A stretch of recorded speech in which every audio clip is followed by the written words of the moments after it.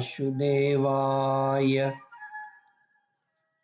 श्रद्धालु भक्तों, श्रीमद् भागवत महापुराण के पंचम स्कंद के तीसरे अध्याय के अंतर्गत राजा नाभि का चरित्र का वर्णन है।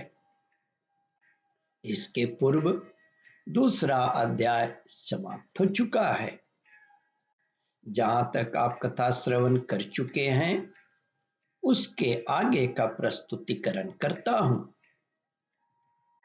श्री सुखदेव जी कहते हैं, राजन परीक्षित, अग्निग्रह के पुत्र नाभि के कोई संतान न थी, इसलिए उन्होंने अपनी भार्या मेरु देवी के साथ पुत्र की कामना से एकाग्रता पूर्वक भगवान यज्ञ पुरुष का यजन किया। यद्यपि सुंदर अंगों वाले श्री भगवान द्रव्य, देश, काल, मंत्र, ऋत्विज, दक्षिणा और विधि इन यज्ञ के साधनों से सहज में नहीं मिलते, तथा वे भक्तों पर तो कृपा करते ही हैं। इसलिए जब महाराज नाभि ने श्रद्धा पूर्वक विशुद्ध भाव से उनकी आराधना की, तब उनका चित्त अपने भक्त का अभिष्ट कार्य करने के लिए उत्सुक हो गया। यद्यपि उनका स्वरूप सर्वथा स्वतंत्र है, तथापि उन्होंने प्रज्ञा कर्म का अनुष्ठान होते समय, प्रावर्ग्य कर्म का अनुष्ठान होते समय उसे मन और नयनों को आनंद देने वाले अवयवों से युक्त अति सुंदर हृदयाकाश मूर्ति में प्रकट किया। श्री सुखदेव जी कहते हैं, राजन, उनके श्री अंग में रेशमी पीतांबर था। वक्ष स्थल पर सुमनोहर श्रीवत्स चिन्ह सुशोभित थे। भुजाओं में शंख, चक्र, गदा, पद्म तथा गले में बनमाला और कौस्तुभ मणि की शोभा थी। संपूर्ण शरीर अंग प्रत्यंग की कांति को बढ़ाने वाले किरणजाल मंडित मणिमय मुकुट, कुंडल, कंकन, करधनी, हार, बाजूबंद और नुपुर आदि आभूषणों से विभूषित था। ऐसे परम तेजस्वी चतुर्भुज मूर्ति पुरुष विशेष को प्रकट हुआ देखकर ऋत्विज, सदस्य और यजमान आदि सभी लोग ऐसे आह्लादित हुए जैसे निर्धन पुरुष अपार धनराशि पाकर फूला नहीं समाता। फिर सभी ने सिर झुकाकर अत्यंत आदर पूर्वक प्रभु की अर्घ्य द्वारा पूजा की और ऋत्विजों ने उनकी स्तुति की। ऋत्विजों ने कहा, पूज्यतम, हम आपके अनुगत भक्त हैं।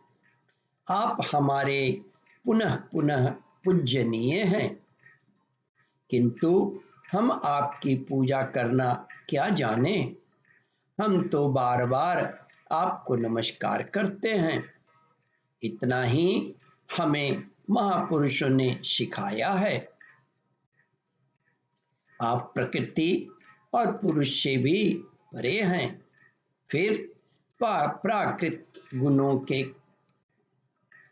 कार्यभूत इस प्रपंच में बुद्धि फंस जाने से आपके गुणगान में सर्वथा असमर्थ ऐसा कौन पुरुष है असमर्थ ऐसा कौन पुरुष है जो प्राकृत नाम, रूप एवं आकृति के द्वारा आपके स्वरूप का निरूपण कर सके। आप साक्षात परमेश्वर हैं। आपके परम मंगलमय गुण संपूर्ण जनता के दुखों का दमन करने वाले हैं। यदि कोई उन्हें वर्णन करने का साहस भी करेगा तो केवल उनके एक देश का ही वर्णन कर सकेगा। किंतु प्रभु, यदि आपके भक्त प्रेम गदगद वाणी से स्तुति करते हुए सामान्य जल, विशुद्ध पल्लव, तुलसी और दूब के अंकुर आदि सामग्री से ही आपकी पूजा करते हैं तो भी आप सब प्रकार संतुष्ट हो जाते हैं। ऋत्विजों ने कहा, पूज्यतम, हमें तो अनुराग के सिवा इस द्रव्य कालादि अनेकों अंगों वाले यज्ञ से भी आपका कोई प्रयोजन नहीं दिखलाई देता, क्योंकि आपसे स्वतः ही क्षण क्षण में जो संपूर्ण पुरुषार्थों का फल स्वरूप परमानंद स्वभावतः ही निरंतर प्रादुर्भाव होता रहता है, आप साक्षात उसके स्वरूप ही हैं। इस प्रकार यदि आपको इन यज्ञादि से कोई प्रयोजन नहीं है, तथापि अनेक प्रकार की कामनाओं की सिद्धि चाहने वाले हम लोगों के लिए तो मनोहर सिद्धि का प्रयत्न साधन यही होना चाहिए।